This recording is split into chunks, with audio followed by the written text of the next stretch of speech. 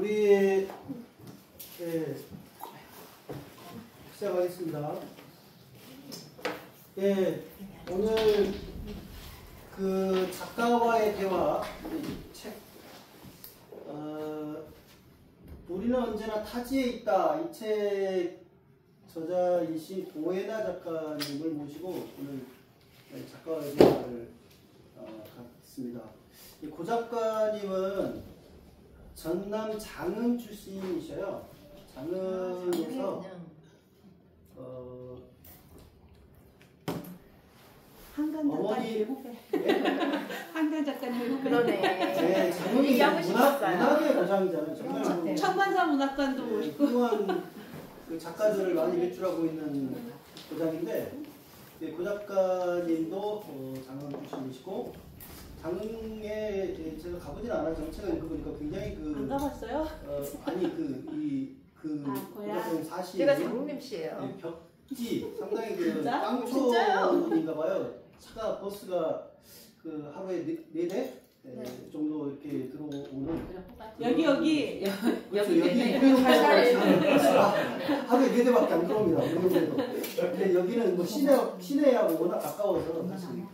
근데 고 작가님은 굉장히 그 외진 곳에서 자라셨고 어머니가 필리핀에서 오셨습니다.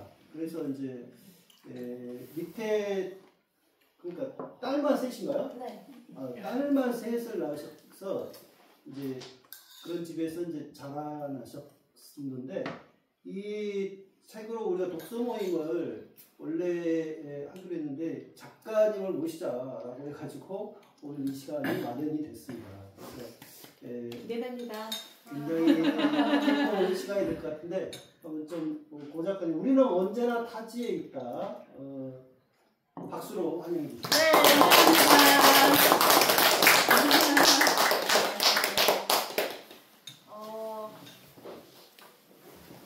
제가 무릎 꿇고 하기가 너무 다리가 아파서 그런데 혹시 서서 해도 될까요? 네, 서서 하세요.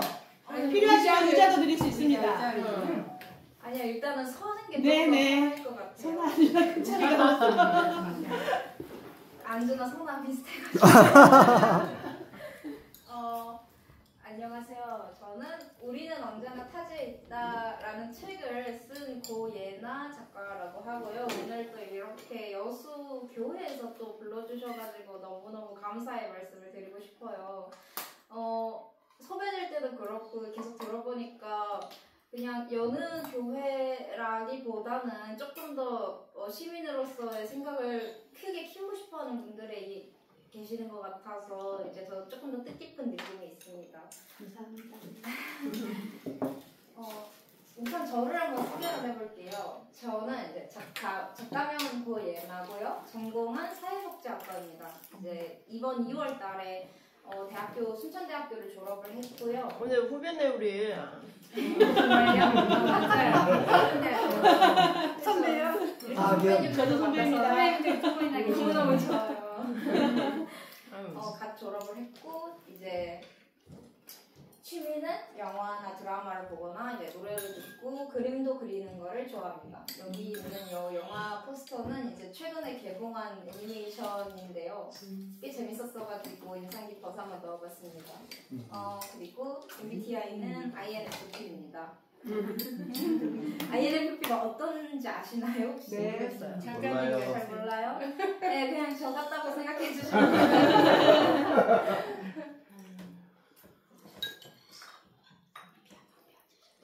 우선은 책을 쓰게 된 경로를 한번 말씀을 드리고 싶어요. 이게 저도 예기치 못하게 갑자기 작가가 된 거라서 좀 스토리가 있거든요. 우선은 2020년 12월에 이제 아버지께서 이게 책에도 이제 나와 있는 내용인데 어머니에게 이제 아빠가 화가 나가지고 컵을 던지다가 어머니의 머리에 상처를 내는 일이 발생을 했어요. 그 당시에 제가 이 일을 겪고 나서 마음이 좀 많이 힘들고 슬프기도 한 상태였는데 제 친구, 고등학교 때 친구인 지금도 친구고 민도라는 친구한테서 인터뷰를 받게 됩니다. 이제 민도는 2020년부터 해가지고 싸우는 여자들 기록팀이라는 곳에서 활동을 하고 있었거든요. 여기서는 이제 여자들의 이야기를 담는 내용인데 그때 링도가 저한테 너의 이야기를 담고 싶다라고 이렇게 얘기를 하는 거예요. 그래서 20년 12월에 터진 사건 이후로 이제 2021년 1월부터 12월까지 이제 1년 동안 인터뷰를 하게 돼요. 그래서 그 인터뷰가 여성주의 저널 일다에 이제 이주 여성 엄마를 때려놨다, 딸을 병원에 갔다라고 이제 언급이 되고 이 인터뷰는 책에도 어느 정도 인용이 되어 있습니다. 그래서 이 일다에서 기사를 읽고 아 기사가 좋다. 그리고 이주 배경 청년의 이야기도 듣고 싶다 해가지고 기사를 또 직접 쓰게 돼요. 그게 2022년도 8월쯤 됩니다. 그래서 예나 이름으로 우리 마을은 다국적 이모들의 노동으로 유지된다를 작성했습니다. 이것도 이제 이 여성주의 저널 일다에 들어가시면은 두 개 아마 확인해 보실 수 있을 거예요. 그렇게 기사를 쓰고 나서 이제 싸우는 여자들 기록팀에서 다른 활동하고 계시는 분들도 저한테 이제 화상통화로 이야기를 듣고 싶다고 하셔가지고 또 그렇게 화상통화를 하게 되면서 이주 배경 청년의 이야기를 듣고 싶어하는 사람들이 존재하는구나를 처음으로 이제 깨닫게 되더라고요. 그리고 이제 올라간 기사를 출판사 위고가 봐가지고요. 현재 이제 책을 내자고 연락을 하게 됩니다. 그러고 나서 이제 2022년 9월부터 2024년 11월까지 해가지고 총 책을 이제 쓰게 되죠. 쓴 것 2년 동안 쓴 것 치고는 책이 조금 얇아요. 얇지만 그래도 아주 알찬 내용을 담고 있다고 생각을 합니다. 맞아요. 감사합니다. 책을 썼으니까 책을 쓴 목적일 게 있을 거 아니에요. 그래서 목적이 뭘까 사실 곰곰이 생각을 해봤어요. 저는 책을 쓰라는 제안을 받을 당시에만 해도 도대체 무슨 내용을 써야 되는지 전혀 감을 못 잡았거든요. 이게 그리고 또 저도 책을 안 읽어본 게 아니니까 사람 이야기를 듣는데 막 그냥 설명하고 가르치려 들고 계몽하려는 것 같고만 하는 내용만 담으면 재미가 없잖아요. 그래서 뭐 다문화만 가질 수 있는 통일교회를 다녔다던가 아니면은 뭐 다문화 센터에 가서 한글을 배웠다던가 라는 그런 이야기만 썼다가 점점점 그냥 내가 경험했던 것을 내가 어떻게 생각하고 어떻게 해석했는지에 대해서 쓰게 된 것 같아요. 그래서 책이 그렇게 물 흐르듯이 흐르게 되었고 그러다 보니까 저는 저에 대한 이야기를 많이 들여다보게 된 거죠. 그래서 책을 쓴 이유는 어찌 보면은 나를 위해 쓴 걸 수도 있겠다라는 생각을 했어요. 그리고 책을 이제 냈으니까 여러 사람들이 읽어봤잖아요. 저의 동생들도 이제 다문화 아이들이니까 읽어봤고 저의 친구 중에서도 또 다문화인 애가 있단 말이에요. 이 책에서는 이제 써니라고 소개가 되는데 제 동생은 우선 읽고 나서 그 책 내용 중에 옛날 집 챕터라고 해서 제가 옛날에 살았던 집을 이제 부수는 내용이 나와요. 새로 짓기 위해서 공사를. 거기 챕터에서 제가 그 부서진 집을 보고 울었다는 장면이 있는데 동생은 그 장면을 보고 그 지긋지긋한 집 없어졌으니까 얼마나 좋냐고 그때 왜 울었냐고 이런 이야기를 또 하더라고요. 그리고 제 친구인 써니는 필리핀 음식이 이렇게 많은 줄 몰랐다라고 또 얘기를 하더라고요. 같은 필리핀 다문화지만 또 이렇게 생각이 다른 거죠. 그렇게 따지면은 다문화에도 이렇게 느끼는 게 다른데 그러면 다문화가 아니어도 느끼는 건 다르겠고 또 공감하는 것도 있겠구나 라고 생각이 들더라고요. 그래서 이제 이런 재구성을 할 수 있는 독자들의 힘은 각자의 몫이라고 생각이 또 됩니다. 또 제목이 우리는 언제나 타지에 있다 하잖아요. 여러분들 혹시 언제 타지에 있다고 느끼나요? 아마도 뭐 모르는 곳을 갔다거나 어제는 결혼했을 때 타지에 왔다라는 느낌을 받으신 분들도 계셨더라고요. 네. 아무래도 사람들이 좀 이동을 많이 하니까 타지에 있다는 감각을 느끼는 게 많을 것 같아요. 저는 뭐 우선 여기 온 것도 일종의 타지고요. 여수는 작년에 이제 관광으로 와봤지만 또 이쪽은 또 처음이거든요. 그래서 좀 확실히 타지에 있다라는 느낌이 들고 또 이거는 뭐 물리적인 타지이지만 심적으로도 좀 타지에 있는 느낌이 있죠.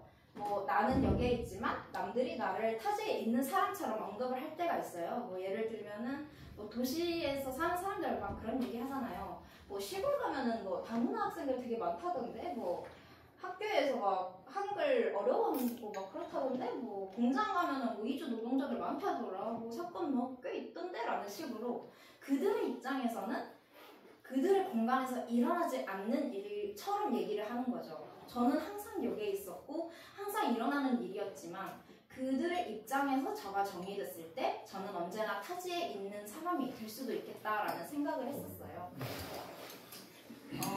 이주배경 청년으로서 왔으니까 이주배경 청년의 개념이랑 분류를 한번 가볼게요.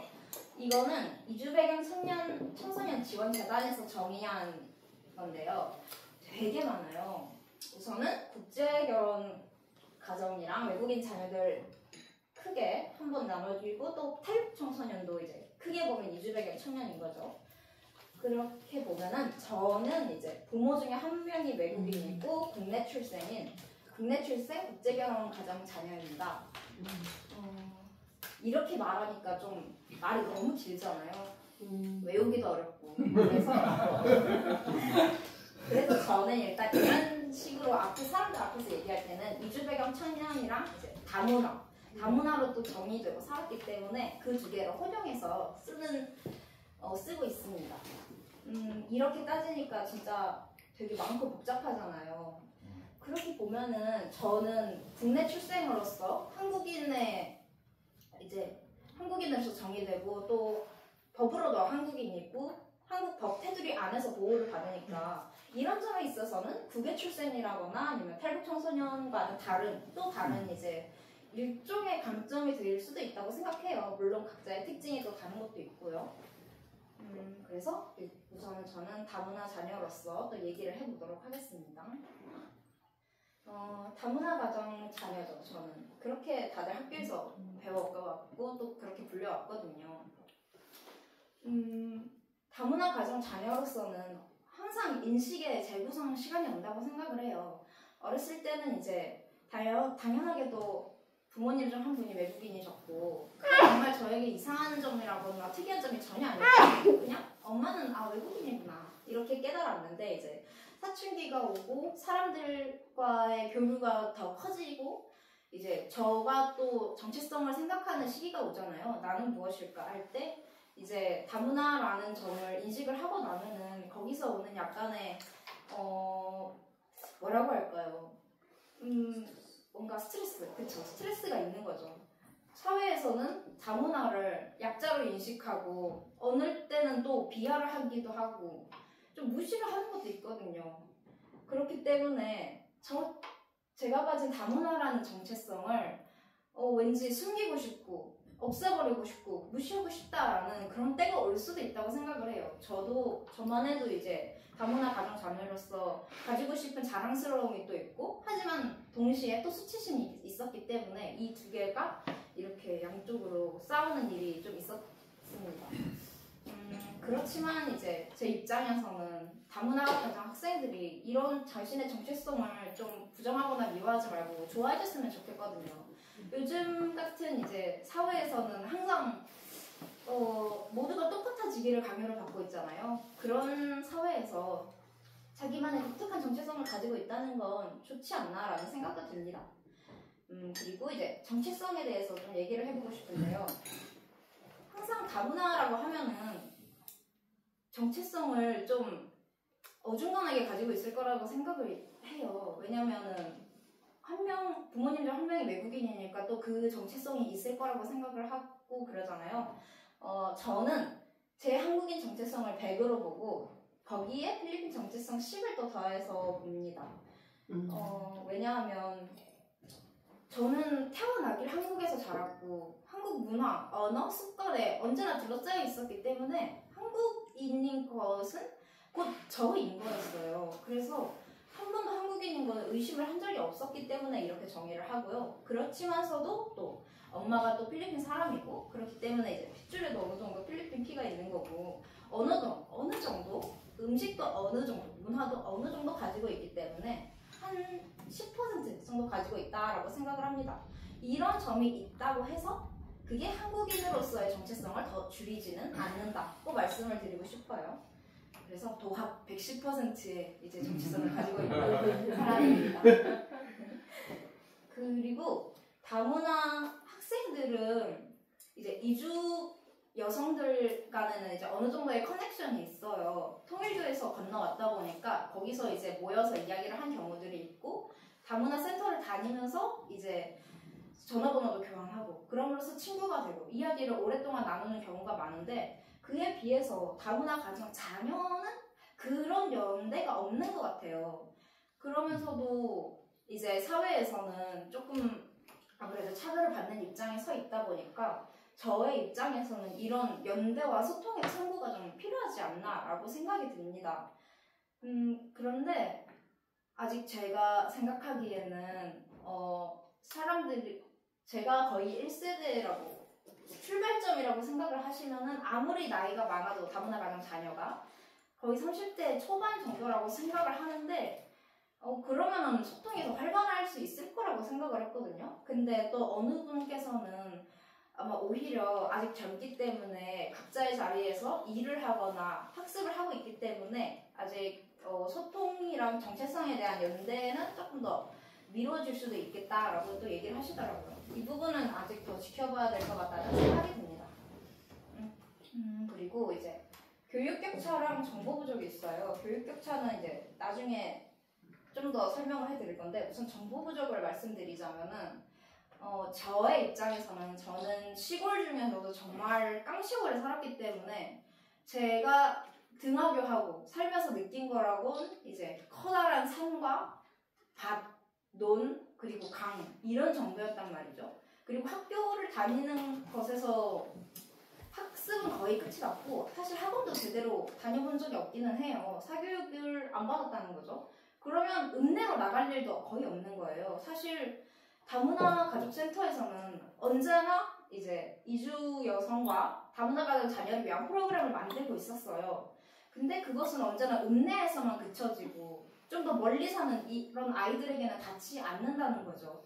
홍보를 아무리 열심히 해도 이 아이들이 직접 찾지 않는 이상은 그것도 닿지가 않는 거예요. 정보라는 거는 직접 찾아가야 알 수가 있는 거잖아요. 그래서 이 점이 이제 다문화 가정 자녀의 좀 특이성이 아닌가 싶습니다. 도움이 필요하지만 정작 더 닿지 않는 곳에 있기 때문에 그런 어려움이 있다라고 말씀을 드리고 싶어요. 그리고 학업에 관련해서도 좀 볼 건데요. 취업률과 학업 중단율을 보시면은 이제 여기서 고등교육 기관은 대학교증으로 보시면 됩니다. 취업률을 보시면 여기 대학교 취업률이 전체 학생에 비해서 대충 18% 정도 조금 더 낮은 편이에요. 그에 반해서 이제 학업 중단율은 고등학교에서 1.91%로 전체 학생보다 조금 더 높은 편이죠. 저는 제가 뭐 제대로 뭘 배우거나 공부를 하진 않았지만 저의 그냥 생각으로 미루어 보건데, 아무래도 다문화 가정 자녀이면 그만큼 경제 상황이 남들보다는 좋지 않을 가능성이 좀 더 높잖아요, 확률적으로. 그래서 학업 진학 대신에 그냥 경제활동을 한다거나 아니면 다른 곳으로 취업을 선택하는 경우가 좀 더 많다고 생각을 해요. 그래서 이 점에 있어서 보호가 좀 필요하지 않나 싶습니다.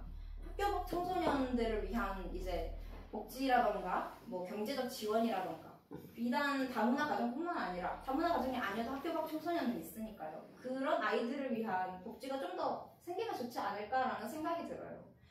그래서 이런 생각도 해보았고요. 이제는 제가 또 정체성이 많단 말이죠. 다문화 가정 자녀이면서도 이제 전남에서 살고 있는 농촌 출신 청년으로서의 정체성도 가지고 있습니다. 네, 보시면은 전남에서 전국 다문화 가구 비율이 1위고요. 숫자로는 이제 전국에서 8위 정도를 한다고 합니다. 그렇다면은 다문화 가정 자녀는 전라남도 청년으로서의 정체성을 가지고 있을 확률이 더 높아지는 거죠. 이 부분이 정말 복잡한 거예요. 전라남도는 복지랄 게 사실 그렇게 크지가 않잖아요. 물론 각자의 자리에서 노력하고 있는 부분들이 계시지만 인구도 적고 그렇기 때문에 그만큼 만들어지는 복지와 필요하다고 생각되는 복지라는 게 그렇게 많지 않아요. 이 부분이 그래서 좀 더 잘 지켜봐줘야 되는 부분이라고 생각을 합니다. 비율이 1위인데 그만큼의 복지를 누리지 못한다는 건 그만큼 저처럼 그냥 시골에서 필요한 프로그램 없이 살고 있는 다문화 가정 아이들이 많다는 뜻이니까요. 그리고 이제 농사를 제가 살면서 많이 봤잖아요. 여기 이제 사진 보시면은 저희 가족 사진이에요. 이제 엄마 서에 계시고 여기 아버지 앉아 계시고 뒤에는 이제 삼촌 그리고 여기가 저랑 동생들입니다. 그리고 여기 농사할 때 이렇게 앉아 있으면은 저기 위 아래 이런 식으로 다 논인 거예요. 정말 2.5km의 콘크리트 길, 찾기를 두고 여기 양쪽이 진짜 다 논이에요. 다. 그 넓은 땅에서 쌀이 나온다는 거죠. 저는 이걸 항상 봐왔잖아요. 그래서 농사가 얼마나 힘든지 알고 농부들이 얼마나 수고를 하는지를 잘 압니다. 그런데 가끔가다 보면은 1차 산업 같은 그런 직종을 딱히 중요하게 보지 않거나 뭐 멸시까지는 아니어도 좀 웃기게 본다거나 비웃는다거나 하는 경우가 많아요. 그런 거를 이제 습득을 하다 보면 저의 입장에서는 가슴이 아프죠. 농사라는 게 얼마나 힘들게 만들어지는지를 알고 쌀이 어떻게 나오는지를 아니까 변호사와 변호사의 가치가 무엇이 그렇게 다른가라고 이야기를 하고 싶습니다. 저도 머리를 잘 쓰지는 않지만 그 머리 쓰려면 또 밥 먹어야 되잖아요. 맞습니다. 농사가 얼마나 중요한지 이제 농부의 딸로서 또 농사를 조금 도와준 입장에서 좀 말씀을 해드리고 싶었어요. 저희 엄마도 밭에서 또 농사를 하는데 이제 밭에서 가지라거나 오이라거나 그런 거 심고 집에서 와서 요리를 하고 저희를 먹이면 그거 맛있다고 할 때 정말 행복하다고 말씀을 하세요. 아마 다른 농부들도 그런 마음으로 가지고 농사를 하고 계시지 않을까라고 생각을 해요. 아마 여기 계신 분들은 이제 농사의 가치를 정말 잘 아실 분들이라고 생각을 하는데 이런 마음을 가지고 있다라고 말씀을 드리고 싶었습니다. 그리고 저는 이주 여성의 딸로서도 이주민의 노동을 많이 봐왔어요. 이제 이주 노동자와 이주 여성은 이 지방을 사실상 받들고 있는 존재라고 보면 되잖아요. 정말 이분들이 없으면 지방은 한순간에 무너집니다. 이 노동을 정말 얕게 보면 안 되는 거예요. 그렇지만 이모들, 이제 이주 여성들은 가정에서도 노동을 한다라고 말을 하고 싶어요. 가정에서만 하는 것도 아니고 일터와 가정에서 동시에 노동을 하는 거죠. 일터에서 이제 저희 엄마는 농사를 지으시고 또 많은 분들께서 공사장이 아니라 공장에 나가서 용병도 뛰는 분들도 계시고 공장에서 일하시는 분들도 계시고 또 이제 사업을 하시는 분들도 계세요. 뭐 식당에서 일하시는 분들도 계시고 그러면서도 가정에서 또 청소하고 빨래하고 아이들도 키우고요. 시부모를 부양을 더 할 수가 있잖아요. 또 아프시면 간병도 해드리는 거죠. 정말 말 그대로 온갖 노동을 짊어지시고 계시는 거예요. 이모들께서는. 그런데 그런 노동에 걸맞지 않는 취급을 하고 있다고 생각합니다. 저로서는. 일단은 일터에서는 이주 노동자들은 사실 그냥 한국 국적 노동자들에 비해서 정당한 혜택을 받지 못하는 경우가 많다고 생각을 해요. 우선 기사로도 많이 보셨겠지만 뭐 돈을 제때 안 준다던가 아니면 고강도 노동을 훨씬 더 많이 시킨다던가 뭔가 안전교육을 제대로 하지 못해서 사고가 났을 때 대처를 하지 못해서 이제 사고가 생기는 경우도 있는 거죠. 기사들 많이 뜨잖아요. 이번에 아리셀 참사라는 것도 저번에 났었었는데 그걸 보니까 참 가슴이 아프더라고요. 이주 노동자들은 자국에 이제 가족을 두고 돈을 벌기 위해서 온 건데 그런 식으로 한순간에 가버리면 또 가장으로서 돈을 버는 주체로서의 이제 또 상실이 이주 노동자들의 가족들에게도 큰 영향을 주고요. 또 이제 가정에서의 일에서는 이제 가사 노동을 제대로 존중받지 못하는 경우가 또 있다고 생각을 합니다. 아무래도 뭐 아내로서 넌 당연히 이 일을 해야 하고 당연히 설거지해야 되고 당연히 청소해야 되고 당연히 밥 먹고 커피 타라고 시켜야 되고 그런 취급을 받는 경우가 있다고 생각을 해요. 특히 저희 할머니께서도 엄마가 밥을 안 차리면 정말 그건 세상에서 하늘이 두쪽나는 일 정도로 생각을 하고 엄마는 더 중요하긴 한데 그쵸. 그만큼의 노동을 한다면 그거를 이제 감사하게 여겨줬으면 좋겠다라고 말을 하고 싶어요. 그리고 이번에 신흥 노동이 또 생겼어요. 필리핀에서 가사 돌봄 노동자가 들어온 거 기사 보셨나요? 네. 그쵸. 이거 꽤 됐죠. 겨울에 시작해서 이제 진행이 되고 있는 것 같은데 거의 필리핀에서 오신 분들이시더라고요. 그리고 강남에서 일을 하시는데 야, 강남 사람들이죠. 또 이분들은 필리핀 국적인데 여자기도 하시고 하는 일이 또 그냥 일도 아니고 가사 노동이잖아요. 그러니까 행여나 어떤 수치를 받지 않을까 조금 걱정이 되는 마음이 있어요. 그래서 막 기사 보니까 막 도망갔다라는 뉴스도 나오는데 필리핀 분들 엔간하면 도망 안 가시거든요. 진짜로요. 얼마나 무엇을 하셨길래 도망을 갈 정도로 아이고. 그러시는지 제 입장에서 정말 걱정도 많이 되고 마음이 아프죠. 돈 제때 주고 일 적당히 시키면 진짜 절대 도망 갈 텐데 도대체 무엇을 하셨는지 궁금을 합니다. 잘 해주셨으면 좋겠어요. 제 입장에서는 이제. 그리고 결혼 이주 여성, 일명 저희 엄마죠. 저희 엄마에 대해서도 말씀을 좀 해드리고 싶어요. 통일교를 통해 들어온 결혼 이주 여성, 통일교를 믿을까요? 교회에서 얘기하기가 좀 무섭네요. 믿을까요? 괜찮아요. 양해해 주셔서 감사합니다. 믿을까요? 안 믿을까요? 모르겠어요. 내용 자체를 잘 알기가 어려울 것 같은데. 그쵸. 맞아요. 아니 3개월 동안을 결혼을 해도 교회에서 지내야 되잖아요. 맞아요. 어떻게 그쪽에서 그쵸. 그런 생활과 신앙심이 관련이 있을까? 한번 설명을 해드리도록 하겠습니다. 일단 저희 엄마께서는 정말 독실한 천주교 신자세요. 정말로 네, 천주교세요. 필리핀은 천주교가 거의 80% 정도 차지를 하고요. 그 외에 종교 이제 개신교라던가 뭐 무슬림이라던가 다양한 종교들이 있습니다. 근데 이제 거의 천주교 베이스를 하고 계시고 그래서 저희 엄마도 그만큼 천주교를 믿으시고 신앙심이 되게 높으세요. 아침 저녁마다 페이스북에 들어가서 따갈로그어로 이제 신부님 말씀하시는 신부님의 미사를 정말 열심히 들으시고 또 항상 저희를 위해 열심히 기도를 해주십니다. 그러니까 제가 또 이 자리에 있는 거 아니에요? 맞죠. 감사합니다. 그렇기 때문에 통일교를 믿는다고 보기는 어려울 것 같습니다. 저희 엄마의 입장에서는 통일교는 일단 그냥 아빠를 만나고 그렇기 때문에 이제 가족을 이끌 수 있었던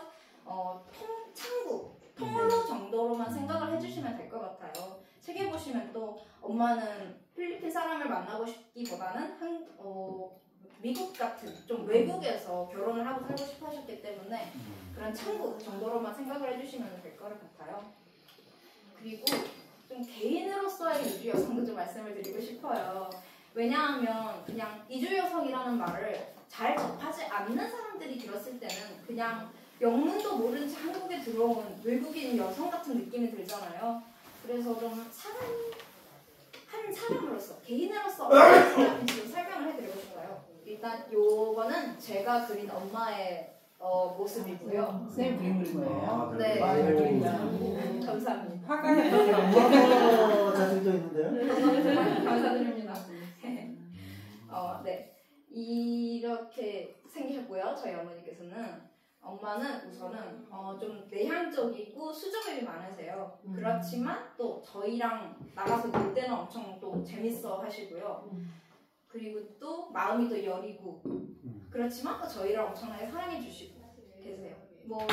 뭐랄까 저희들을 엄청 존중해 주셔서 만약에 저희 이름으로 택배가 오면 절대 뜯지 않으시고 혹시라도 저희가 스트레스를 받을까봐 막 성적 얘기도 전혀 안 하시고 꿈 얘기도 뭘 해도 좋다라고 말씀을 또 해주시거든요. 그리고 또 사랑의 가치를 또 아는 분이세요. 아빠를 사랑하고 또 저희를 사랑하니까 그리고 또 기도도 열심히 하시고 독실하시고 그러신 분이고 쇼핑도 좋아하세요. 예쁜 옷 입는 거 좋아하시고 이제 뭐 액세서리도 뭐 팔찌라던가 목걸이라던가 그런 부분을 되게 또 좋아하십니다. 꾸미는 거 좋아하시고 네. 이 정도면 한 사람으로서의 설명은 좀 됐을까요? 네, 감사합니다. 네. 그리고 또 저는 이제 가난과 완벽하다고는 말하지 못할 주거 환경에서 좀 지냈다고 얘기를 해드리고 싶어요. 아무래도 다문화 가정이고 농촌 출신이고 그렇다 보면은 가난에 또 엮이기가 쉽다고 봅니다. 저희 집은 농사를 짓잖아요. 농사를 지으면은 월마다 소득이 안 들어오죠. 월마다가 아니라 이 농사를 끝내고 이제 팔면은 연단위로 이제 소득이 들어오는 거예요. 겨울에 한 번에 이렇게 돈이 들어오는 건데, 그래서 저랑 동생이 이제 암묵적인 규칙이 있는 게 뭐냐면, 용돈 달라고 쪼르는 거는 여름 말고 겨울에 해야 된다. 여름에 정말 돈이 없거든요. 그래서 겨울에 이제 돈 주세요 하고 이제 애교를 부려야 된다라는 이제 암묵적인 규칙이 있고요. 가난이라는 거는 사실 어렸을 때부터 가난하게 자랐다라고 하면은 뭐가 부족하게 살았는지를 잘 체감을 못하게 되는 것 같아요. 그런 건 오히려 도시에 나오고 이제 도시 사는 친구들의 이야기를 듣고 그냥 저만의 공간을 가짐으로써 이런 삶을 살 수가 있었구나. 그렇지만 나는 어렸을 때는 그거를 겪지 못했구나 라고 오히려 늦게 좀 깨닫게 되는 것 같아요. 그렇지만 이 부분에 있어서는 사실 부모님의 마음이 좀 더 아픈 게 크지 않을까 생각합니다. 어릴 때는 그냥 잘하면 잘한 대로 그냥 뭐 산에 가서 올라가서 놀고 그냥 강가 가서 놀고 그랬거든요. 그렇지만 어머님과 아버님의 입장에서는 아이들에게 이런 걸 더 해줄 수 있는데, 뭐 예를 들면 학원을 보낼 수 있는데, 뭐 이런 걸 더 사줄 수 있는데 그런 걸 못했으니까 오히려 그런 데서 오는 죄책감이 더 큰 것 같아요. 그래서 이 부분을 좀 짚고 싶었고요. 그리고 저의 주거 환경도 좀 얘기를 하고 싶어요. 왜냐면 저는 조금 특수한 주거 환경에서 살았다고 얘기를 할 수 있을 것 같거든요. 일단 책에서 보시면은 벽이 조금 기울어져 있는 집이었고 천장도 조금 내려앉은 집이었기 때문에 주거 환경이 좋다고는 말할 수가 없었어요. 그리고 여기 보시면 옛날에 살았던 저희 집 구조거든요. 지금은 공사해서 새로 바뀌었지만 옛날에는 이렇게 살았어요. 이게 전통적인 난방 가옥 구조예요. 한옥 구조예요, 사실. 그래서 욕실, 부엌, 큰 방, 여기 살면서 노란 버튼을 누르면 레이저 그걸 나와요.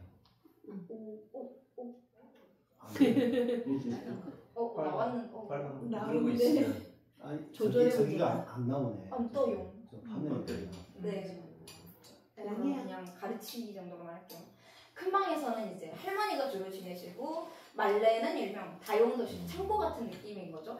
그리고 작은 방은 안방이었는데 이제 어렸을 때는 여기서 엄마, 아빠 그리고 저랑 동생까지 해가지고 5명이서 살았는데 제가 초등학교 5학년 정도 되고 몸이 커졌잖아요. 그래서 이제 큰 방에서 할머니랑 같이 지내게 됩니다. 그렇기 때문에 자기만의 방이랄 게 사실 없었어요.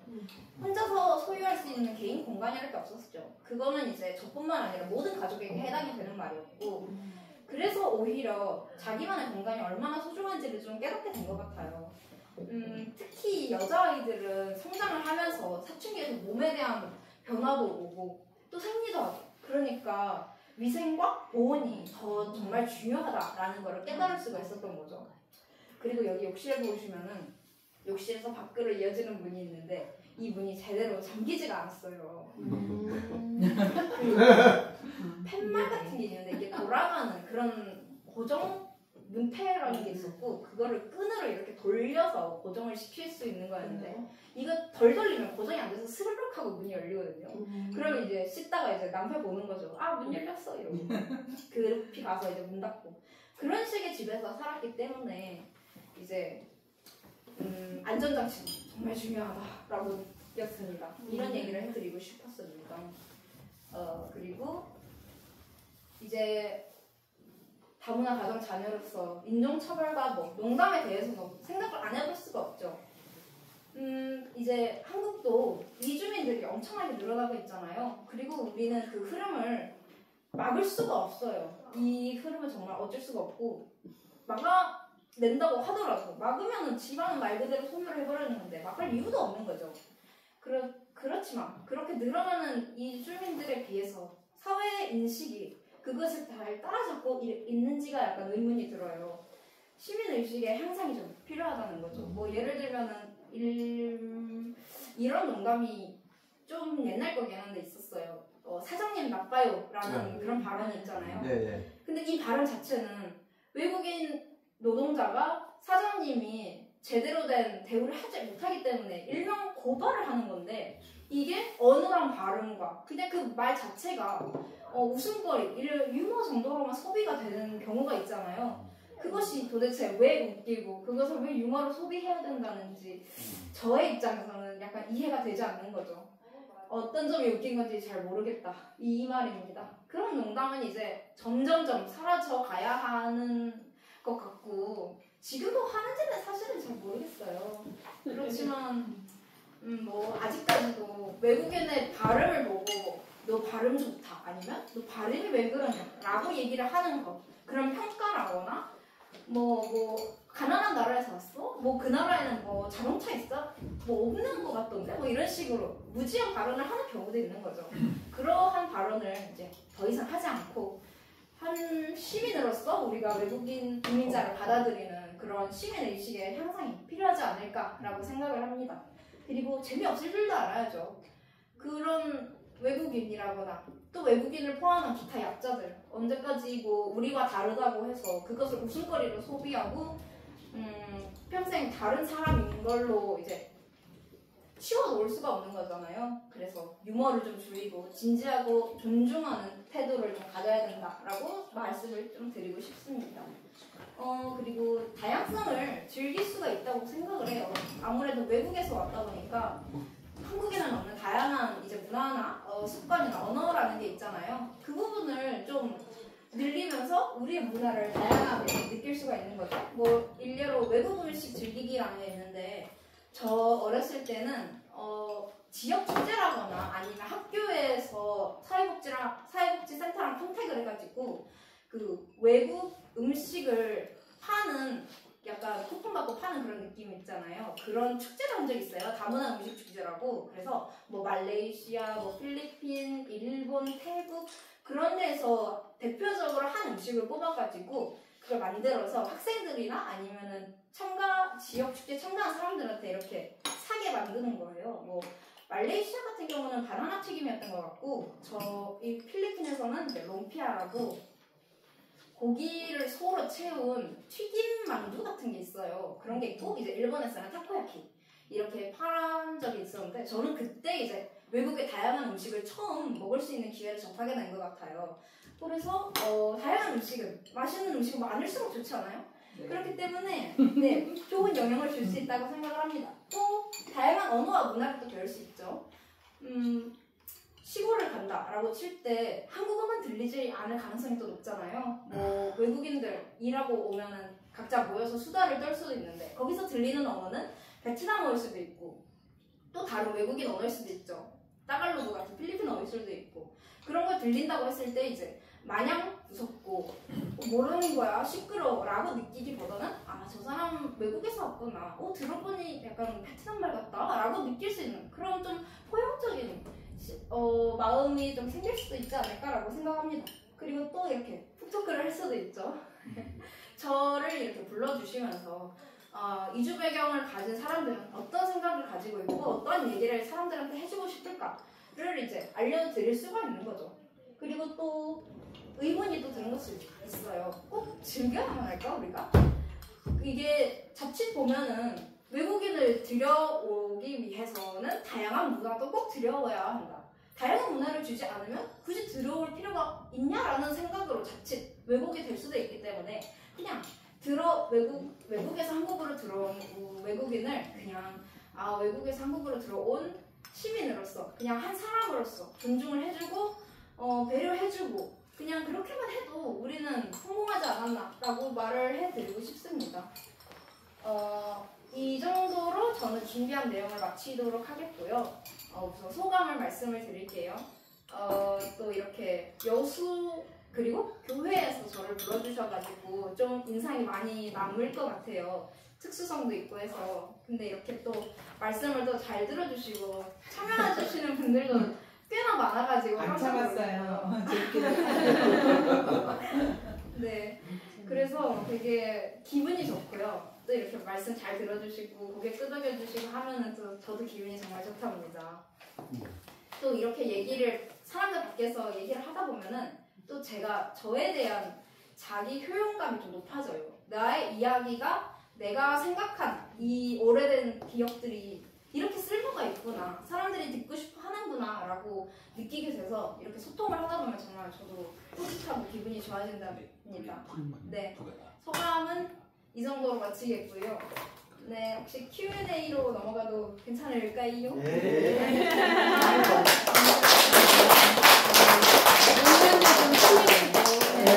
좀 먹고. 네. 네. 먹고 나서 얘기.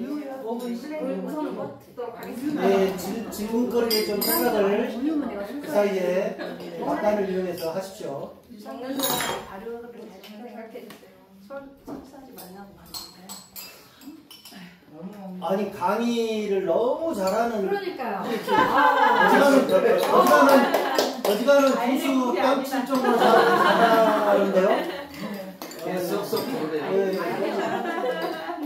목사님 교수님인데 목사님. 아니 이게 저보다 훨씬 낫습니다. 간만에 말씀. 지도 재질이죠. 저는 이제 먹을 때 질문을 할게요. 먹을 때. 여기 네, 저 스페인은 투가 유명한 투. 네, 이 소가 투사 싸울 때 네. 어느 순간에 요 막혀 있고 찰나의 순간에 자기만 쉬고 싶은 공간이 있다. 저 소가 네. 그 순간 커렌시아라 커렌시아. 그런 점에서 저 같은 경우에는 저희 아버지가 말이 없다가 네. 저희들이 장난쳐 놀고 있으면 갑자기 화를 내고 그냥 박살을 부르거든요. 맞아요, 맞아요. 근데 그 순간에 네, 참고로 제가 어렸을 때 저는 1959년에 태어났습니다. 네. 할머니 그 전에 3대 할아버지 계셨고 할머니 할아버지 아버지 어머니 신랑이 있었는데 우리 할머니가 항상 호인이고 우리를 따뜻하게 반겨줬어요. 저는 그런 점에서 우리 가정에 할머니가 이렇게 커렌시아 같은 역할을 했습니다. 근데 제가 보니까 고현아 작가님은 아버지는 못 배워서 저 과묵하고 어머니 외국인이고 할머니도 계속 어머니 타가 그러니까 숨 쉴 곳이 없지 않은가. 그런 점에서 타지에 있는 것이 아마 그런 정서적인 환경에 누구에게 기댈 수 없는 그런 공간 때문에 아마 고 작가님은 어머니가 이주민이 아니라 정서적인 마음의 위안거를 찾을 수 없기 때문에 오히려 자기 삶이 타지에 있지 않은가 그렇게 표현하고 싶은 생각이 듭니다. 그것도 정말 좋은 말이네요. 두 번째는 제가 이제 전직 교사를 퇴직했는데 네. 남학생이든 여학생이든 경직되고 말이 없는 공통점은 아버지가 과묵하고 아주 폭력적입니다. 난 그런 점에서 아버지가 조금만 더 사근사근하고 여유있고 그랬더라면 그 작가는 훨씬 행복했을 텐데 참고로 우리 한국의 전통사회 남성들 성향이 이렇게 과묵하고 경직되고 말없고 그냥 그 좋을 때는 하지 않고 안 좋을 때 화를 내고 그런 점에서 고 작가님도 저희 세대 같은 경우 거의 대부분이 그렇게 맞아요. 좀 그 경직되고 좀 더구나 결혼해서 부부 사이가 안 좋은 그 이면 하나로 받으려고 뭐 주려고 하는 그런 걸 배워본 적이 없습니다. 저는 이제 그런 점에서 결론적으로 듣고 싶은 것이 그럼 왜 아버지는 저렇게 살고 할머니 왜 저럴까 이렇게 이해를 좀 하면 훨씬 더 그 삶이 좀 더 여유가 있지 않겠나. 그 부분은 앞으로 20년 이상 살아야지만 그런 생각을 했습니다. 저도 정말 공감을 하는 말입니다.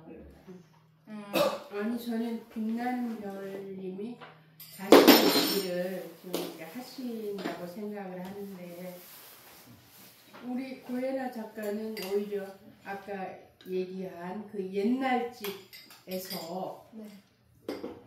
실은 그 가난을 어린 시절에는 못 느꼈다고 했잖아요. 그거는 진짜 집이 벽이 기울어지고 지붕도 내려앉고 벌레 때문에 잠잘 때 불편하고 뭐 온갖 불편함이 있지만 거기에 헌신적으로 그 사랑해주는 엄마가 되셨잖아요. 그러니까 어머니가 대단하신 분 같아요. 그래서 이제 할머니나 아빠의 역할은 그 책에 이제 많이 안 나오잖아요, 실은. 맞아요. 그렇지만 분명히 그분들도 그분들이 많은 그 역할이 있었을 것인데 맞아요. 오히려 고현아 작가는 정말 그 주거 환경이랑 그 생활 환경은 이 나이든 막 저희 세대를 보는 것처럼 그랬단 말이에요. 근데 저렇게 밝고 예쁘고 아주 똑똑하고 그렇게 성장할 수 있었던 건 그 엄마와 또 그 가족의 가치 또 사랑의 가치를 굉장히 높이 그 여기고 사시는 그 엄마의 영향이 얼마나 크지 않았나 생각이 돼요. 정말 맞는 말입니다. 좋은 말이에요. 감사드립니다. 맞아요. 어렸을 때는 약간 엄마랑 정서적으로도 더 가깝기 때문에 엄마한테 기대고 의지하는 부분이 더 많았던 거죠. 아빠의 화를 그나마 말릴 수 있는 사람도 엄마였던 거고 하니까요. 그런데 이제 또 크다 보니까 아빠는 아빠만의 또 사랑이 있을 거고 아빠의 이야기를 들어야 한다라는 숙제를 가지고 있다고 느끼지만 아직 저의 입장에서는 좀 무섭기도 하고 괜히 또 막 말 안 통할 것 같고 너무 많이 알아버리면 또 무서워질 것 같기도 하고 해서요. 아직은 말씀하신 것처럼 20년 후나 뭐 빨라도 10년 후의 숙제로 좀 두고 싶은 심정이에요. 네, 그렇게 느끼고 있습니다. 우리 인생이 다 풀고 살 수는 없어. 맞아요. 묻어놓고도 살아야 되고 그런 게 있죠. 저도 책 안 썼으면 엄마의 이전 인생이 어땠을 때는 진짜 전혀 몰랐을 거예요. 결혼 전에는. 맞아. 이게 하여튼 저도 이제 교사를 하면서 다문화 가족 아이들 보면 대체로 성격이 좀 폐쇄적이나 수동적이거나 친구가 어울리지 못하는데 고 작가님은 오늘 책을 쓰고 말투를 보니까 굉장히 정서적으로 풍요롭다는 생각입니다. 장의 산과 들과 바다가 그렇게 키웠나 봐요. 환경은 진짜 좋아요. 아니 정말 그 글도 너무 문장력이 좋아서 그냥 글이 내용도 감동스럽지만 읽기가 술술술 읽혀지고 그리고 그 눈에 쏙쏙 들어오는 거예요. 정말요? 그래서 어쩌면 이렇게 글도 잘 쓰실까. 장흥희 작가가 거의 200문가를 합니다. 200 플러스 1. 다시 문학을 고쳐보고 맞아요. 좀 궁금했던 아까 잠깐 이야기 아니 하셨지만 좀더 하실 거죠? 네? 아니요, 끝났어요. 질문 끝나신 네, 거예요? 표현이 질문 딱 기간입니다. 네. 지금 그러니까 아빠하고 할머니 이야기가 거의 별로 안 나와요. 근데 또 아빠 이야기는 나오긴 나오지만 안 좋은 부정적인 이미지가 굉장히 강합니다. 그러니까 폭력적이고 좀 그런 물컵 사건이 대표적인 예죠. 네. 근데 아빠에 대한 좋은 추억도 많이 있을 것 같아요. 그럼요. 네, 그리고 아빠의 영향을 아무래도 많이 받죠. 네. 그래서 아빠의 그런 그러니까 좋은 면을 한번 좀 이야기해 주세요. 애기 남편분들이 많아서 아빠는 입장에서 듣고 싶습니다. 나중에 사람들하고 어떻게 엄마 얘기를 할까봐 그러는 거죠. 그래서 아빠의 청춘들. 근데 이게 또 중요한 부분이라고 생각은 해요. 물론 아빠가 물컵을 던져서 엄마를 상처를 입힌 건 맞지만 또 그에 대해서 엄청나게 미안해 하셨고 그 분노가 약간 엄마를 향했다기보다는 정말 팍 하고 폭탄이 터진 그런 느낌이었기 때문에 물론 저지른 주체가 어쩔 수 없이 아빠이기는 해도 아빠도 할아버지가 정말 폭력적이셨거든요. 네. 어디 갔다 왔다 뭐 하면은 뭐 회초리도 맞고 뭐 그런 느낌 있잖아요. 그런 데서 어떻게 보면은 단순히 그냥 뭐 완전한 악이다라고 볼 수 없는 거죠. 그랬기 때문에 아빠는 이제 점점 커갈수록 해석해야 되는 그게 아까 숙제라고 말씀드렸고 이제 아빠랑 있었던 좋은 추억이 뭐가 있냐면 약간 아빠는 기분이 좋을 때 그럴 때 있잖아요. 그냥 가끔 갑자기 막 뭔가를 하고 싶을 때 그러면은 뭐 과자를 뭐 엄청 큰 한 봉지를 막 사와서 너희들 먹으라고 준다던가 뭐 그런 것도 있고 차 타고 뭐 어디 놀러 가자 해서 같이 놀러 갈 때도 있고 가족끼리 그때는 막 갑자기 가서 저희도 준비를 안 하는 그런 상태긴 하지만 아무튼 가면 좋기는 하고요. 그리고 또 이제 뭐 정말 어렸을 때는 뭐 우리가 딸이 셋이니까 딸 셋을 한 번에 업으면서 뭐 논다던가 라거나 아니면 책에도 나와 있는데 그 갑자기 엄청 커다란 지네가 밤에 나타난 적이 있었거든요. 그때 그게 저의 몸을 이렇게 쇽하고 지나가면서 이제 갈 길을 갔던 거라 좀 많이 무서웠었는데 그때 저도 모르게 아빠한테 안기게 되더라고요. 그래서 금방 살다가 이제 작은 방 건너가서 아빠 지네가 나왔어요. 근데 너무 컸어요 하고 이렇게 안기고 이제 아빠는 아이고 그랬어 하면서 달래주는 그런 당연한 부녀지간의 모습도 있고요. 좀 그 사건이 커서 그렇지 그리고 또 기점이 돼서 그렇지 또 아빠를 마냥 그렇게 미워만 하지는 않습니다. 좀 말 안 통하는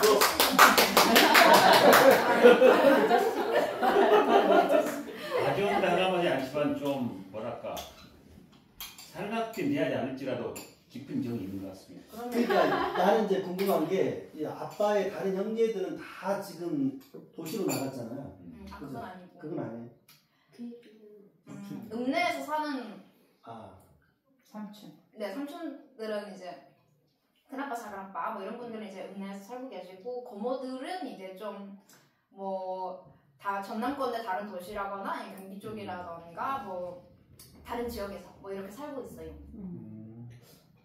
굳이 이제 그 아빠 변명을 한번 하자면 우선 그 깡촌 출신 선배 이현종입니다.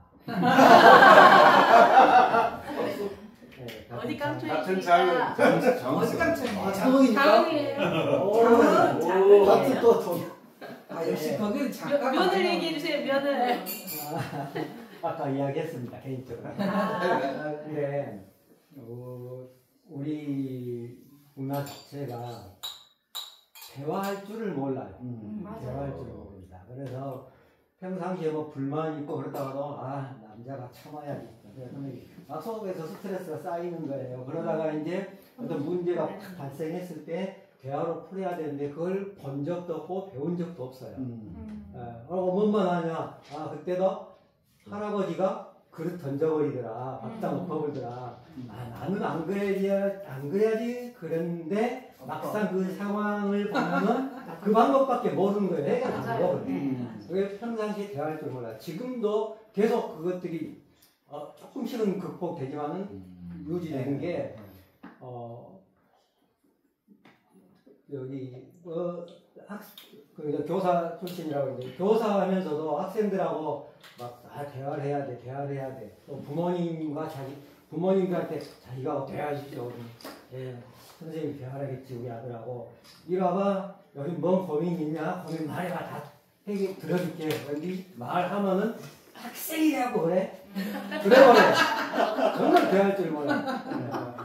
그래서 그것밖에 못 배웠고 그것이 대물림되고 그런 것 같아요. 그래서 저기 가부장적 문화 자체가 빨리 파괴돼야 된다.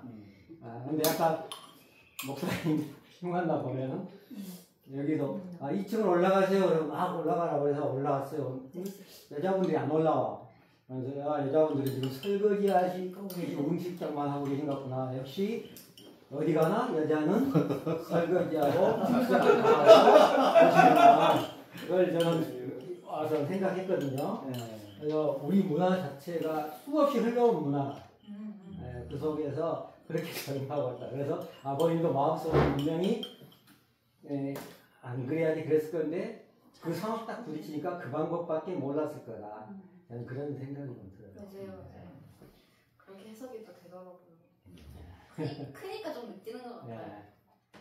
그 동생들이 삶의 버팀목이었다 그런 네네. 얘기 했잖아요. 네. 지금도 그래?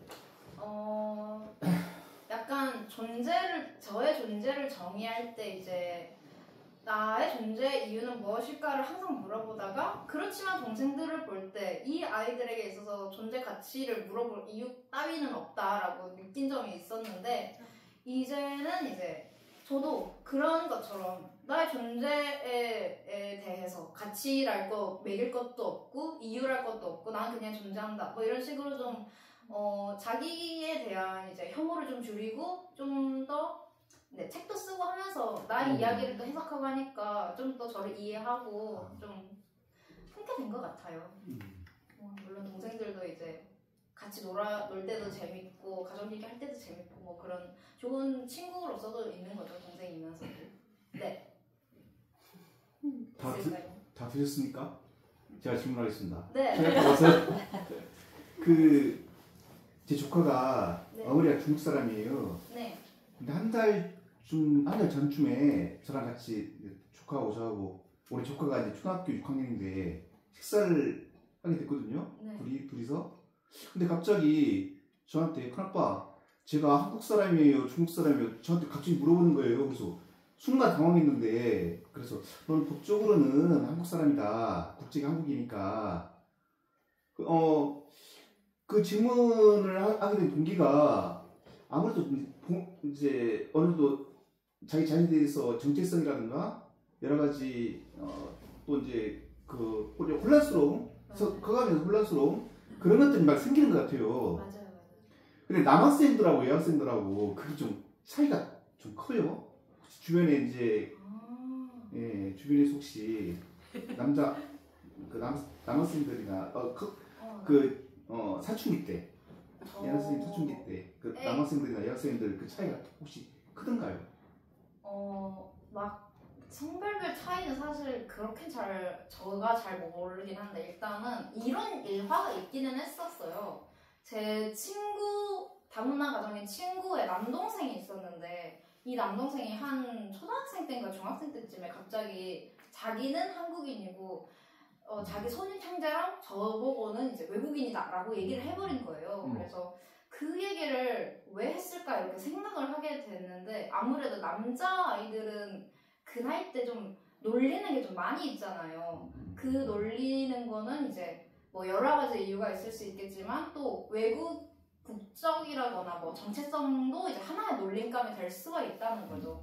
그래서 이 남동생은 그 사회에 스며들기 위해서는 이 외국인 정체성이 없어져야 되는 거, 필요 없는 게 되는 거잖아요. 그래서 그냥 그거를 자기 손익 형제랑 저에게 너네 외국인 정체성 가져, 나는 한국인 정체성만 가질 거다라고 이제 생각을 하는 그런 프로세싱을 거치지 않았나라고 느껴지거든요. 그래서 뭐 만약에 주변의 남자 아이들이 혹시 이런 식으로 놀린다거나 하면은 좀 더 성별별 차이가 있을 수는 있겠지만 저는 그것보다도 사실 그냥 개인적 성향이 좀 더 크지 않을까라는 생각이 듭니다. 그리고 다문화 가정 아이라면 살면서 한 번쯤은 한다고 느껴요. 아까 말했다시피.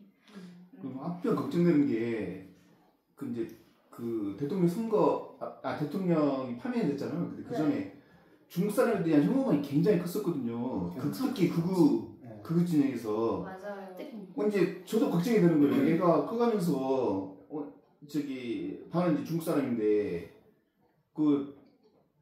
커가면서 괜히 어떤 쓸데없는 스트레스 그런 걸 받지 않을까 또 편견이나 혐오의 대상으로 남 받지 않을까 그런 걱정이 큰아빠로서 그렇게 들더라고요. 그래서 전반적으로 이제 사회 분위기가 성숙해지고 시민의식이 성숙해지는 게 이제 전제가 돼야 될 것 같아요. 그런 게 없어지려면.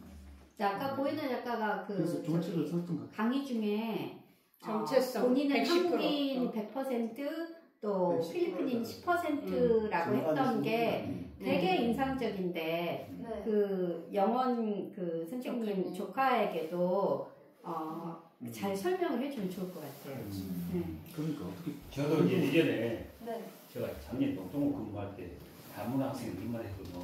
너 뭐 어디냐 필리핀이라고 그러자 그러면 대한민국에 가시는 것을 다 습득하고 너가 아빠를 통해서 너희 엄마 활동에 필리핀에 가장 갇힌 습도가 너는 200% 살아낸다.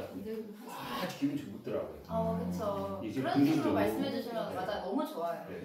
네. 그러니까 저는 이제 이런 생각이 들어요. 우리가 이제 결혼 이민자 자녀들도 뭐 그런 걸 소외와 차별을 느끼지만 그러니까 여기 본토에서 자라난 사람들조차도 예를 들면 도시에서 자라는 사람, 농촌에서 자라는 사람, 또 전라도에서 자라는 사람, 서울에서 자라는 사람, 곳곳에 이렇게 또 어느 학교를 나온 사람, 그러니까 대학을 나온 사람, 못 나온 사람, 이렇게 차별이 굉장히 그렇게 보이지 않는 차별과 소외가 있어요. 네. 그래서 그러니까 자기보다 조금 더 뭐랄까 우위를 점하고 있는 사람에 대해서는 한국 사람들은 거기에 대해서는 뭐 외국인이 됐든 어떤 거기에 대해서는 뭐라고 안 하죠. 그러니까 항상 그게 그러니까 어떻게 보면 서열 문화, 약자에 대해서는 그렇게 항상 우월의식을 갖고 차별하고 백인 가운데서 외국인 여기 한국에 들어와서 사는 사람들에 대해서는 뭐라고 합니까? 일체 거기에 대해서는 이렇게 차별하거나 이런 게 없잖아요. 아니 근데 백인도 저기 약간 못 사는 나라는 또 차별하죠. 그런 게 전반적으로 사회 전반적으로 좀 강하게 있기 때문에 이렇게 결혼 이민자 자녀들도 아까 이제 이야기도 나오고 그랬습니다. 자신의 강점을 최대한 좀 살려가지고 우리 고 작가님처럼 그렇게 당당하게 그렇게 표현을 하면 감히 그렇게 차별하거나 무시하는 자에 오히려 우러러볼 거다 이런 생각이 듭니다.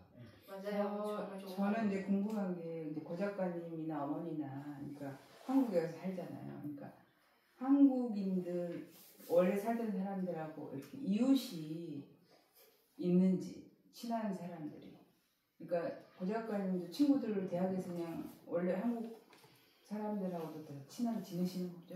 네네. 어머니는 어떠신지 그러니까 자흥에 사시는 분들하고 그냥 과연 이웃이 됐었는지 좀 그게 좀 궁금하더라고요. 그러니까 이제 저도 아파트에 사는데 최근에는 이제 이주 배경 아동들이 제법 있잖아요. 아이들끼리는 아무렇지도 않게 지내거든요. 근데 어른들끼리는 자기 나라 사람들끼리 다니고 우리 사람들하고 다니는 걸 제가 못 봐가지고 과연 그냥 이웃이 될 수는 없는 건지 어쩐 상황인지 좀 궁금해요. 되게 좋은 엄마는 어떠셨는지 마을에서. 저희 엄마께서는 일단 마을에서는 나름 잘 지내고 있다고 저는 봐요. 왜냐하면은 할머니들이 주로 많이 사시거든요. 정말 진짜 할머니들. 그래서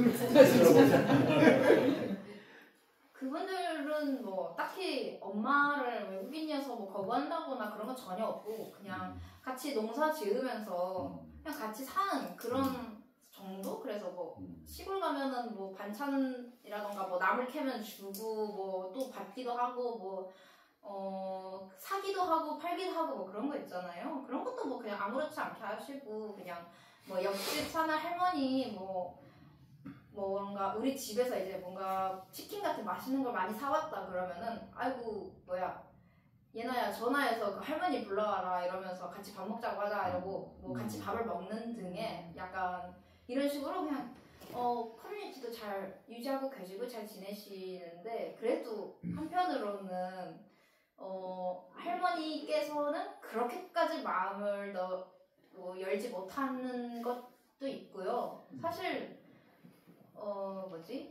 제 친구 써니도 이제 거의 옆집 뒷집만큼 가까운 다문화 가정이고 거기 할머니께서는 그 써니의 엄마를 나름 좀 더 우리 할머니보다 잘 이제 마음을 열어서 받아주신 편이시거든요.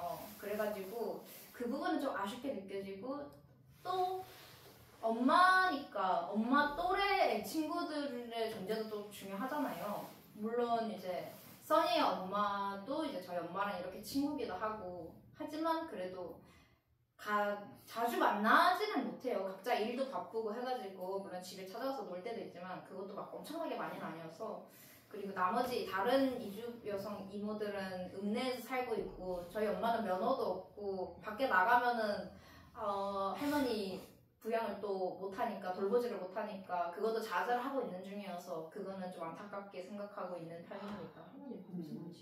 그래도 어머니 대한 제가 질문하고 싶은데요. 네. 원래 필리핀에서 언어를 한 두 개 부사 사람들이 하고 있잖아요. 영어하고 필리핀어. 네네. 그래도 애들한테 엄마가 애들이 혹시 엄마한테 영어 같은 거는 배웠어요? 아 그런 거는요. 책에도 나와 있기는 한데 이게 어려워요 사실. 저는 책을 아직은 못 봤어요. 오늘 알게 되었고 그 때문에 내용 내에서 네, 그냥 자세히 설명이 있다 정도로만 말씀을 드린 거고 우선은 엄마가 영어를 할 수 있다고 해도 그거는 학교에서 배운 영어란 말이에요. 일상생활에서 정말 자기 언어처럼 얘기하는 거는 좀 아니거든요. 그래서 입장에서 가르치기는 조금 힘들죠. 왜냐하면 엄마는 사실 따갈로그도 가르치기 어려웠던 게 저희한테 엄마는 엄마대로 너무 바쁜 일이 많고 살림도 해야 되고 저희 밥도 차려야 되고 빨래도 해야 되고 뭐 육아도 해야 되고 하는데 거기서 갑자기 우리 공부하자 하고 상 깔고 이렇게 책 펴고 이럴 수가 없는 거죠. 그렇죠. 그건 사실적으로 말이 안 되는 거잖아요. 그래서 그런 식의 시간은 없었던 것 같고요. 그래서 언어를 배우지는 못했고 그냥 저는 학교 가서 한국어 배우고 영어 배우고 이제 네 그런 정도로만 했는데 이제 아무래도 약간의 따갈로그는 조금 엄마가 알려줘서 할 수 있는 건 있죠. 뭐 맛있다, 맛사랍 이런 거, 뭐 사랑한다, 뭐 맞다, 아니다, 뭐 이런 느낌으로는 할 수는 있죠. 근데 이렇게 배운 걸로 딱히 외갓집에서 소통하기는 좀 어려운 점이 있습니다. 어머니하고 딸이 셋이잖아요. 네. 이게 어머니가 딸들의 프라이버시 굉장히 존중해주고 딸임에도 불구하고 맞아요. 예, 근데 저희 양육은 꼭 그렇진 않아요. 그냥 오히려 바뀌었다는 식으로 프라이버시 그냥 막 침해버리고 그런 부모 자식 간의 관계도 그런데 맞아요. 지금도 어머니하고 딸 셋이 소통은 잘 되고 있어요? 정말 잘 되고 있다고 생각을 해요. 우선은 이제 각자 좀 멀리서 떨어져서 살게 됐잖아요. 막내는 고등학교 기숙사에서 살고 있고 저는 이제 순천에서 자취하고 있고 둘째도 이제 다른 지역에서 일하면서 살고 있거든요. 그래서 이제 그만큼 핸드폰으로도 연락이 좀 더 많아지는 편인 건데 그때는 이제 뭐 영어를 쓰면서 타자를 치는 게 영어가 아무래도 좀 더 편할 테니까 엄마 입장에서는 그렇게 소통을 하고 또 만나서 모일 때는 진짜 정말 뭐 사총사 그런 느낌으로 진짜 친하고 재밌게 놉니다. 한국 드라마를 보면 모네찌간이 살벌하거든. 아 맞아요. 그런 부분 보면 약간 저의 입장에서 공감이 안 되는 부분인 것 같아요. 드라마. 그 아빠가 이제 꽹과리 치신다고 했잖아요. 맞아요. 그래요? 네, 그러면 그 마을에 사물놀이가 그러니까 꽹과리 치시면 이제 북 장고도 있을 거 아니에요. 네 맞아요. 그러니까 그 마을이 그런 꽹과리 치고 그 사물이 풍물이 가능했던 건지. 그런 풍물을 회관 창고 그런 데에서 보관을 하고 아니 같이 또 치는 사람도 있을 거 아니에요. 네네. 그런 다른 아저씨들이랑 같이 치더라고요. 네. 북은 진이었나? 진은 이제 저기. 그러니까 빠지기도 하고 이제 진 들어가기도 하고 안 들어가기도 하고 북하고 꽹과리만 칠 수도 있고 장구하고 북만 칠 수도 있고 이러긴 하거든요. 상황에 따라서. 근데 꽹과리 치셨다고 나오셔서. 그 마을이 그 정도 할 규모는 되고 또 시골에서 그 면삼 행정적으로 면사무소나 읍사무소에서 그런 것들을 계속 연수를 아니 나는 좀 책을 읽으면 깜짝 놀랐어요. 우리 저기 선생님도 그러시고 뭐또다 나도 촌에서 자랐던. 근데 집 구조가 나 어렸을 때는 딱 살았던 그런 거예요. 맞아요.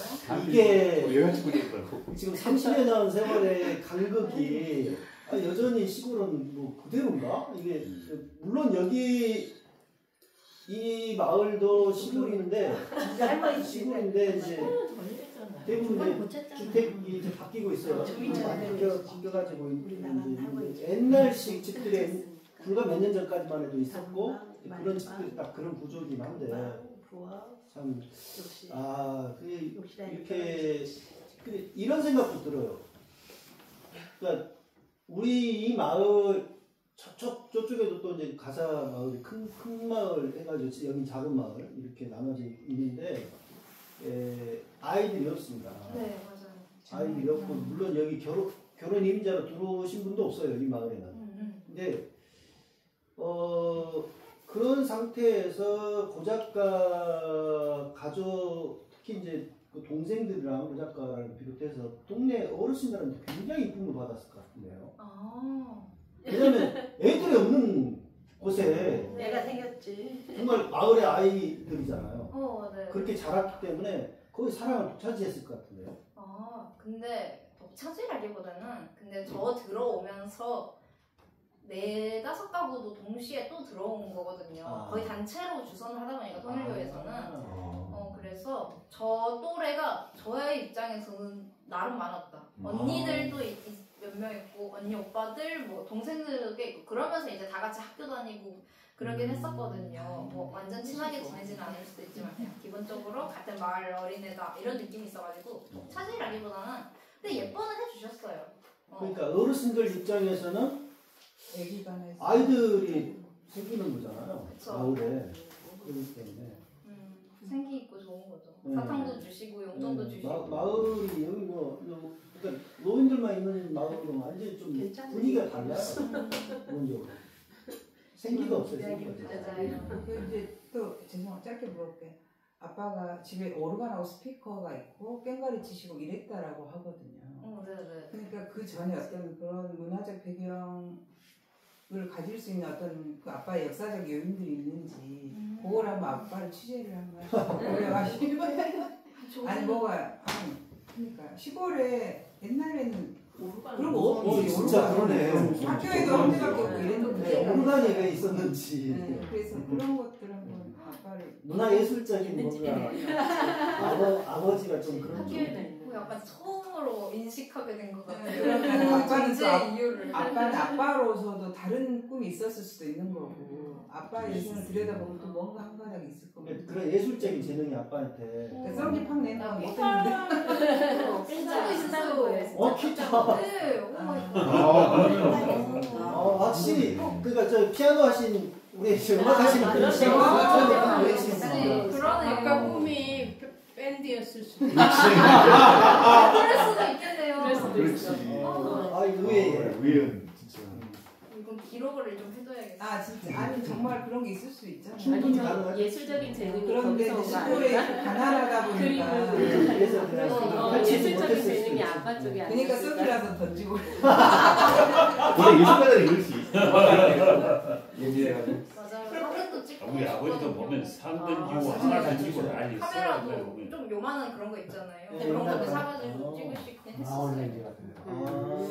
그리고 다양한 관심이 있으시네요. 아빠한테도 꿈이 있었겠지만. 그러게요.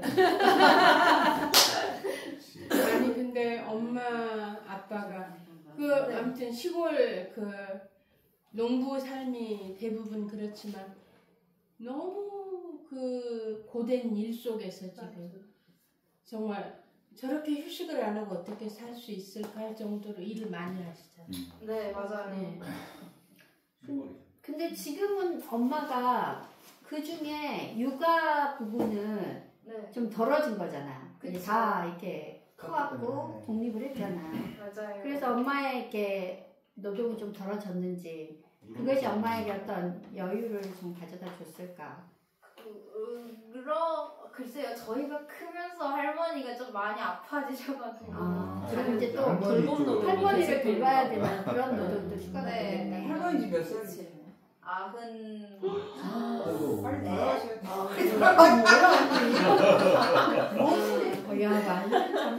머지않은 엄마가 해방될 수 있지. 솔직히 그죠? 아버지 계속 어떻게 돌봄 노동이야. 아버지는 62년생이시다. 자우수 시간에 뭐 부모 양육이나 부모 돌봄까지 가니까 저도 오래 살 것 같아요. 뭔가 할머니 보면.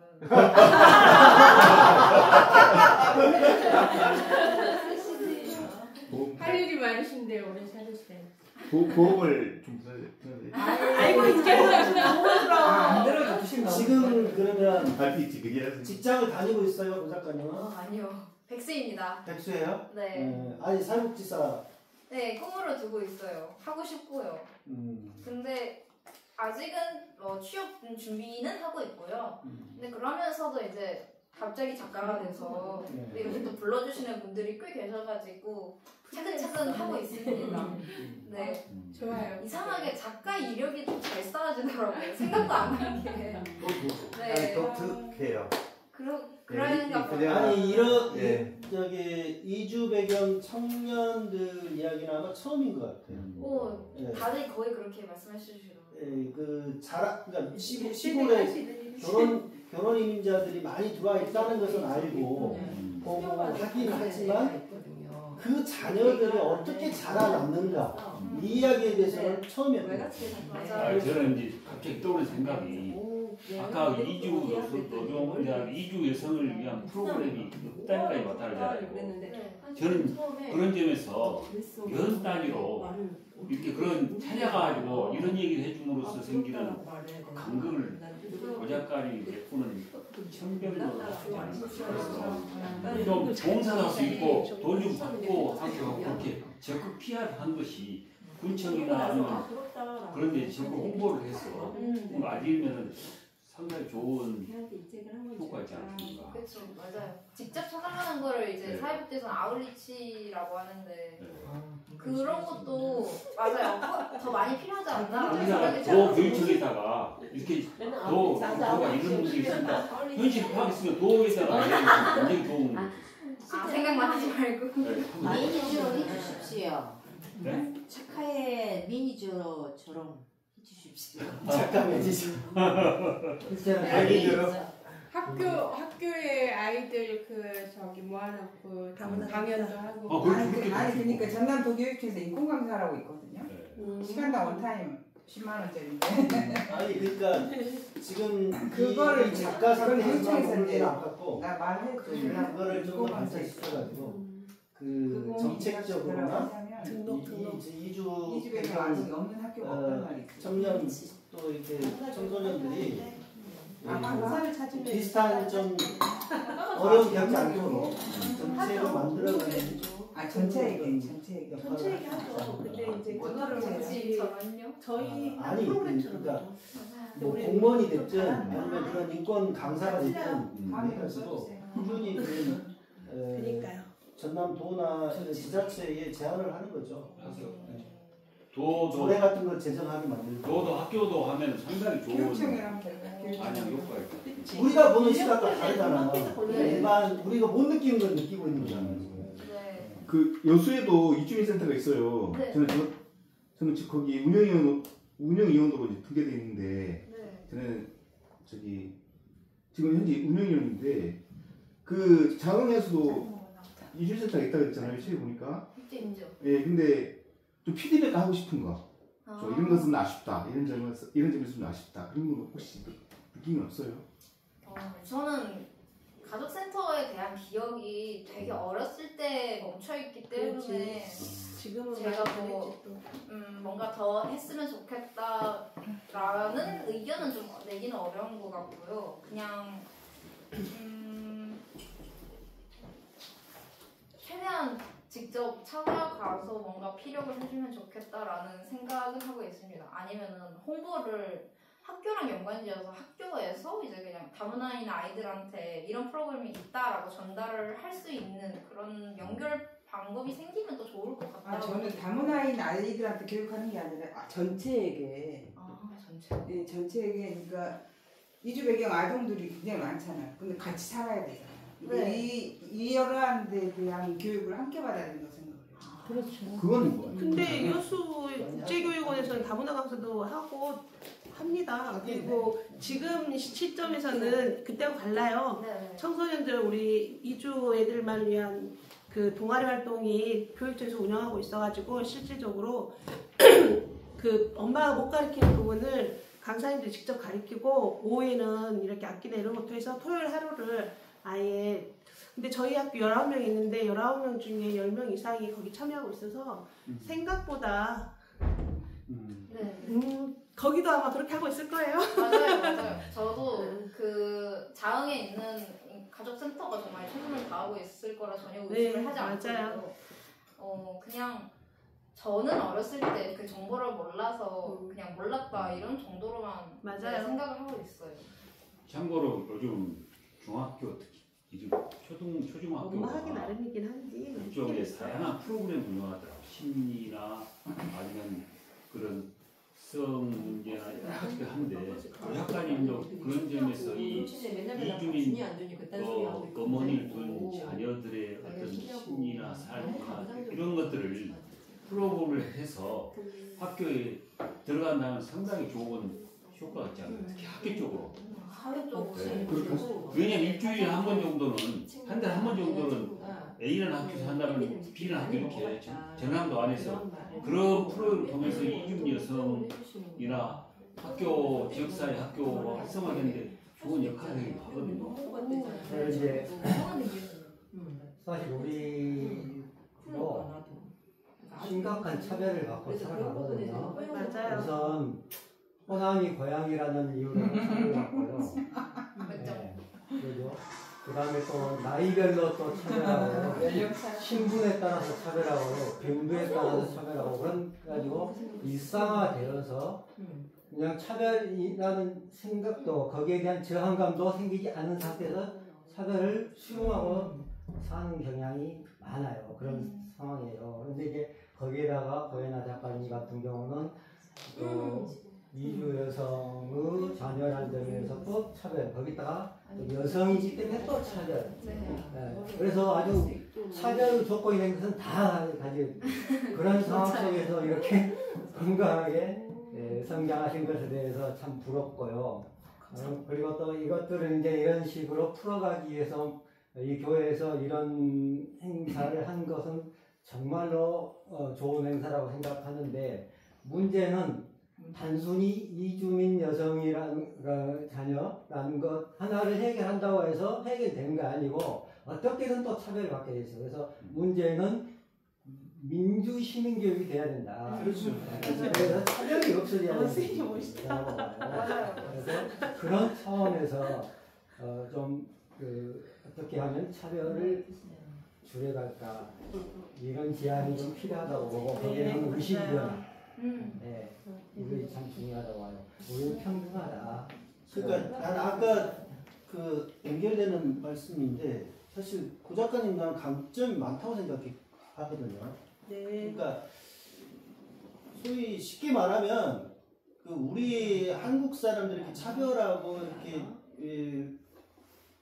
약자들에 대해서 그렇게 하는 것이 촌놈들이라고 해서 그렇다는 생각이 들어요. 그러니까 보는 시야가 너무 좁아요. 근데 이렇게 이주 배경 청년들은 보는 시야가 그만큼 넓을 수밖에 없다고 생각합니다. 110%. 적어도 한국이라는 울타리 안에 그것도 좀 이렇게만 머무르지 않잖아요, 사회가. 그래서 다른 창을 또 가지고 있고 그래서 그런 부분들이 있기 때문에 훨씬 더 포용력이 또는 보는 시야 세계관 면에 있어서 다를 수밖에 없다. 최대한 잘 살려낼 필요가 있다. 이런 생각합니다. 네. 우리는 보통 다문화라고 하는데 저도 다문화 아름다운 것이지 여러 가지 문화를 그렇게 아까 김진영 선생님이 말씀하셨던 대로 여러 가지 문화를 수용하면 참 사람의 능력이 다양해서 아름다운 것인데 사실 그 언어 속에도 차별이 들어있다고 그러더라고요. 다문화는 말 속에도 그러니까 우리 말고 누구들 다문화 너희들 다문화 그런 것이 나하고 다르다는 그런 또 한국 사람 다 됐네? 상당히 그 사람 축구를 배우는 말로 생각하는데 사실은 상대방 입장에서는 차별하는 거예요. 맞아요. 한국 사람 우리인지 한국 사람 닮아구나 잘한 거예요. 그렇게 상당히 자기 우월성을 전제하는 칭찬의 말이라고 보거든요. 그래서 그런 의식을 깨우는 과정들이 필요하고 계속 그 문제를 앞으로 책으로 좀 쓰시고 언론이나 이런 데서 칼럼을 쓰시고 해가지고 근본적인 의식을 변화시키는 게 많이 지금까지 될것 같습니다. 같이 해주십시오. 너무 잘해주세요.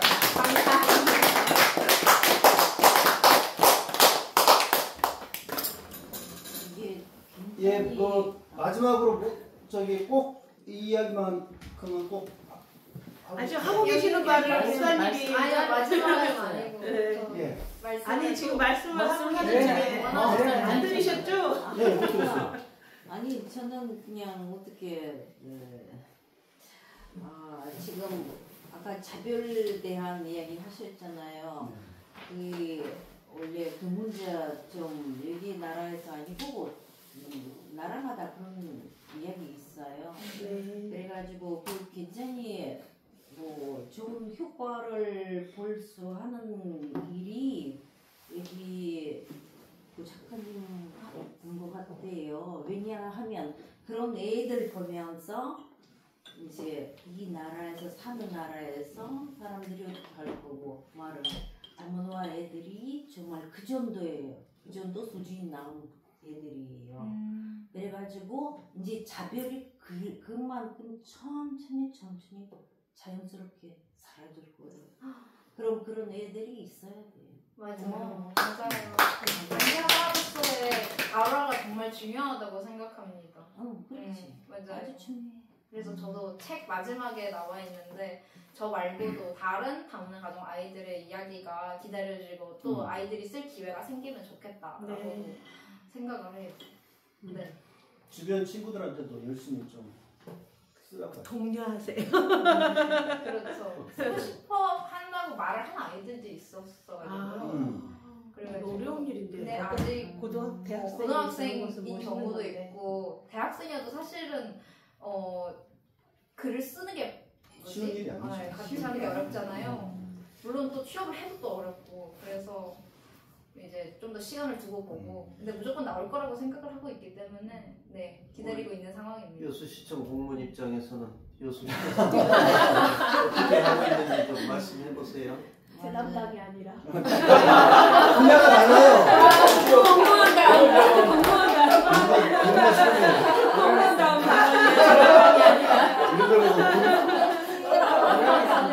고등어 써놨다고 하죠. 이제 거의 이제 마무리. 예. 네. 마무리. 저요? 네. 여기서 마무리하면 하고 싶으신데. 마무리하기 전에 예. 우리가 정말 그 고혜나 작가를 알리고 실은 이 책이 나온 게 굉장히 귀하잖아요. 그러니까 주변의 책들을 소개를 막 하세요. 네. 네. 정말 고마울 것 같아요. 그게 가장 일차적이고 쉬운 방법이에요. 정말 고마울 것 같아요. 죄송한데 알겠습니다. 몇 팔린지 아세요 혹시? 네? 몇 권이나 팔렸는지? 현재까지는 잘은 모르겠는데요. 네. 아니 내가 오마이뉴스에 이걸 기사를 썼는데 책 소개를 했는데 네. 그 으뜸 기사를 달아줬어요. 네. 그래서 그만큼 관심이 많아요. 맞아요. 아니 그리고 기사를 써주는 목사님도 멋있었습니다. 수천 명이 읽었거든요. 와우. 그래서 목사님 두 군데나 써주셨습니다. 그러니까 기다렸던 말하자면 우리 사회가 알고 싶었던 것을 지금 터치를 해준 거예요. 네. 그런 차원에서 상당히 중요한 지점을 지금 이야기를 하고 있다라고 생각합니다. 설쌤한테도 굉장히 좋은 책안 갖고 왔어. 우리 설쌤의 그 부서가 있거든요. 이거를 고 작가님이 이제 이게 사실 이제 본의 아니게 작가가 됐잖아요. 이제 오늘 이야기가 나온 것들을 좀 이렇게 깊이 생각을 하셔서 좀 더 다음번 작품은 본인이 직접 저기 하고 싶은 정말 꼭 해야 될 어떤 이야기들을 좀 발전시켜서 신발시켜서 좀. 네. 숙제도 주시는 우리 목사님. 강노자 선생님이 그 페이스북에 올렸는데 이 책에 대해서 그러니까 이주 배경을 가진 사람이 이세가 한국에서 이거 처음이라고 하더라고요. 그리고 근데 외국에는 덜어 있대요. 그러니까. 있죠. 그런데 우리나라에서는 처음이라고 이제 그렇게 잘은 모르겠지만 그래서 관심이 많은가 봐요. 네. 중요한 스피커가 된 것 같아요. 근데 이렇게 말하는 것도 불러주셔야 할 수 있는 거여서. 네. 다음에 이견 센터에서 한번 볼까요? 지난번 거기 내가 책 소개해놨는데 이거. 한 누군가 안정우 있어요 한번. 말해서 모시고 거기는 좀 개노티 좀 많이 좀 예, 뭐 주변에 모임들에서 많이 불러주세요. 네. 박수로 마칠까요? 사진 안 찍어요. 저 사진 찍고 싶고요. 혹시 제 책 가지고 쓰신 계시면 사인 원하시면 사인 받았어요. 아이고 받아놔야지. 아이고 받아놔야지. 이거 내가